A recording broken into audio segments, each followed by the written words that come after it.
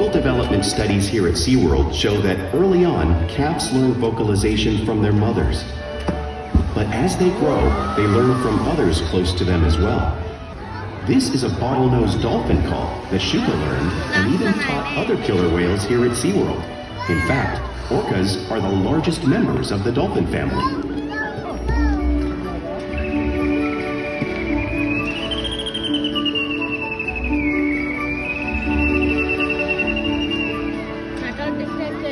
Whales here and in the wild use vocalization to communicate all the time. Like most animals, killer whales use body language as part of the communication. You might see them use a peck slap to show dominance or to get noticed.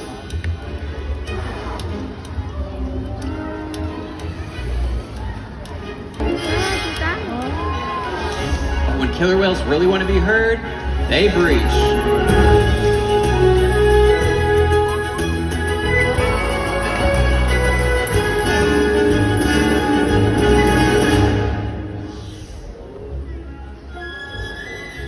Spy hopping is how killer whales coordinate, get a better view of the surroundings while they hunt.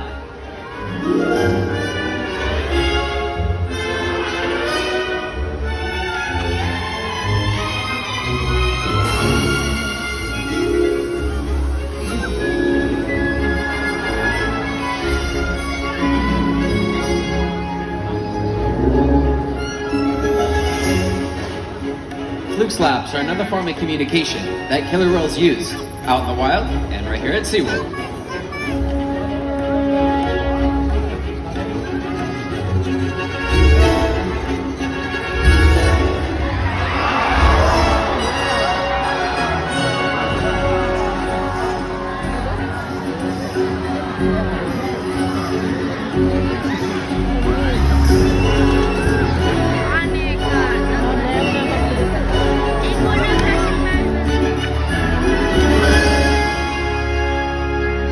Killer whales are excellent communicators, so it's no wonder they're at the top of our ocean's food chain.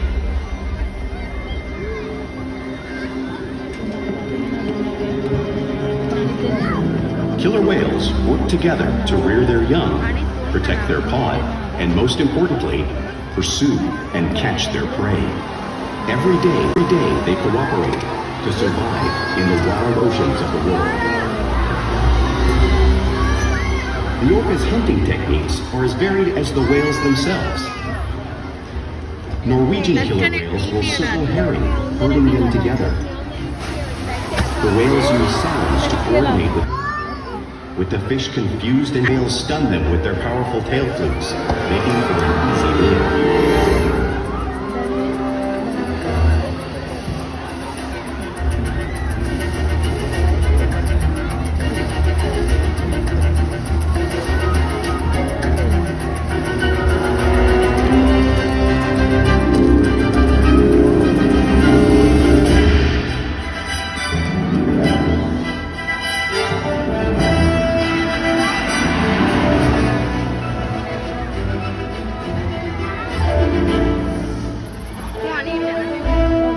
Whales in the southern hemisphere will capture sea lions by pulling them straight off the beach. Our 10,000-pound killer whale named Orca is going to be showing off similar behavior right here in our slide out.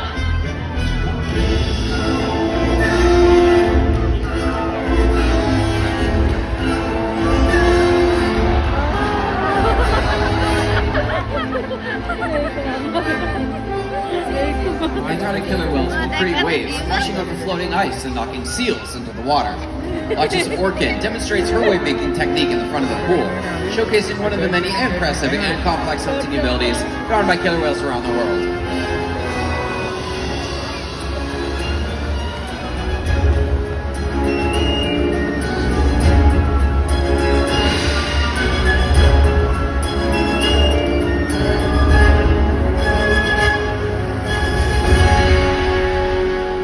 Now you all just saw these waves crashing right in front of you, but it's truly impossible to imagine the amount of water displaced to experience it firsthand. Luckily for all of us, we have two very brave volunteers who are going to come on down and experience the power of the killer whale's waves. So, you two ready to get wet? Alright, come on down. Now the salt water is 55 degrees, so it's really cold, so shorts is a great choice. Alright, sit on down. Now, this water is cold, so you guys, you ready to get wet? Yeah, you guys ready to see him get wet? Perfect. Now here comes Orchid, and she can bring a pretty powerful wave, so I'm just gonna get out of the way for no reason. Just over here, you know. Hold on, Tad. They only got a little wet. I think we can do a little better than that. I think we can do it much better than that. You guys got a little wet. This is Seaworld. All right, let's see what we got. All right, we got Corky coming over. Let's redeem ourselves here. And there she is. Woo! That is what we're talking about right there. Round of applause for our great, great volunteers. Nice to meet you guys. Yeah, that's right. Now, killer whales are found in all of our world's oceans, so it's no surprise. And it is one we all share.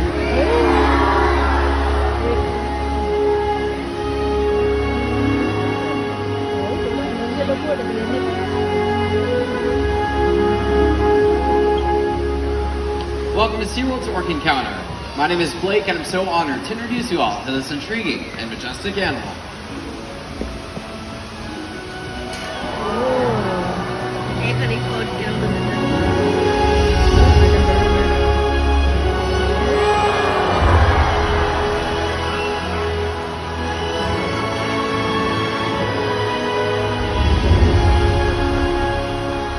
There's nothing like seeing a killer whale up close and learning about them and their natural behaviors. We hope that this orca encounter will help you all better understand these magnificent creatures and all that they represent.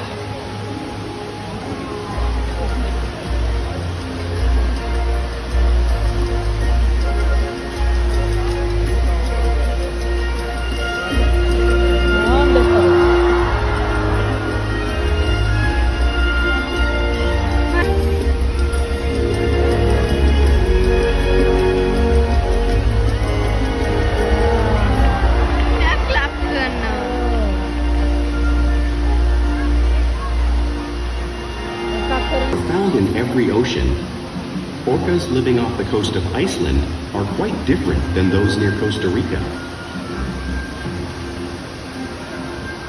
In fact, there are at least 10 types or ecotypes of killer whales. An ecotype describes the differences between killer whales' size, physical form, prey, social structure, and habitat. Above, giving them the perfect camouflage.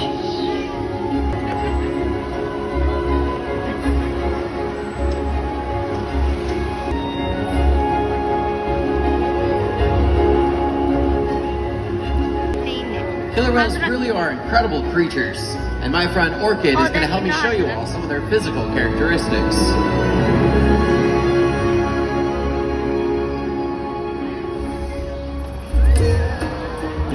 Now, if you look in the top of her head, you'll notice her blowhole, which is perfectly designed for getting a quick breath of air at the surface of the water. It's also how the whales make their vocalizations. Even the location of their eyes works to their advantage. Looks like their eyes are located in that white patch, but that's a visual distraction.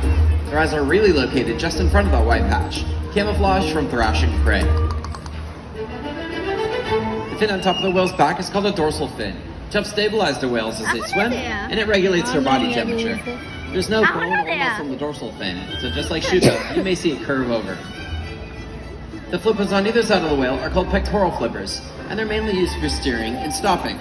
Pectoral flippers have 5 bony digits inside of them, just like our human hand.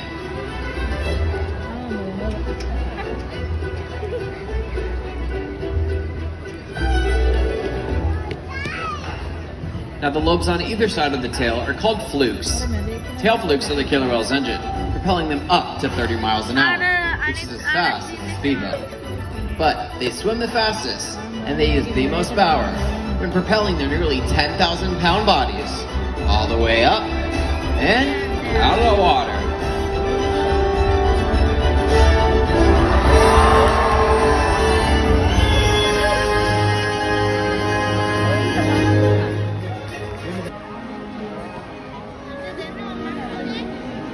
Killer whales are highly social animals.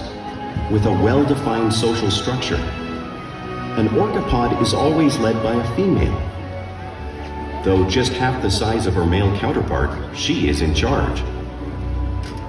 It's all about attitude, not size. Because they live and work as a group, orcas need to communicate. Orcas use clicks for echolocation or navigation. Now the animal that you see on screen behind me is a blue whale. The blue whale is the largest animal on Earth. It's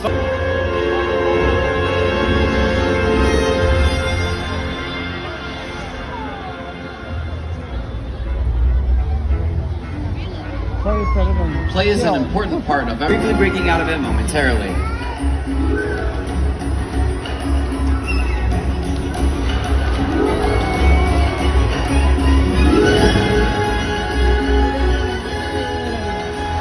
Now you can see them do this when riding in the wake of a boat or when surfing a wave.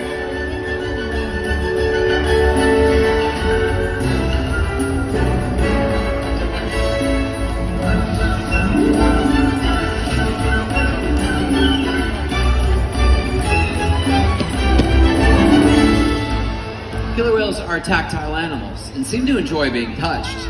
You might see them rubbing their bellies on rocks when they can, similar to this behavior right here.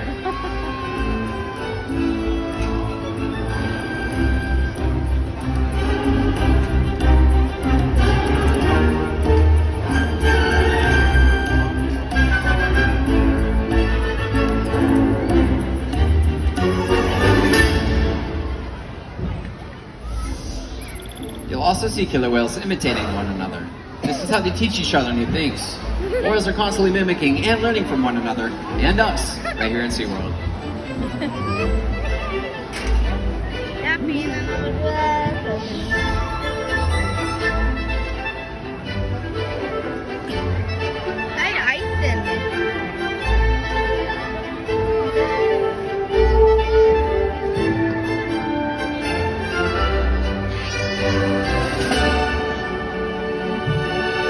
Now, playful behavior always has a purpose. A tail whip might be used to stun a school of fish. But today, a tail whip might be just be stunning our soak zone.